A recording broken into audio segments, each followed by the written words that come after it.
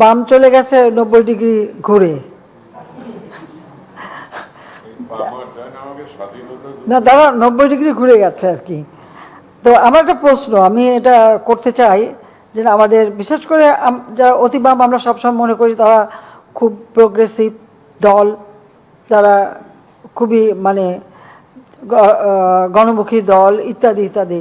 তো সেখানে আমার প্রশ্নটা হচ্ছে যে ঠিক আছে তারা আমাকে উৎখাত করবে, পরবর্তীতে কে আসবে তাহলে?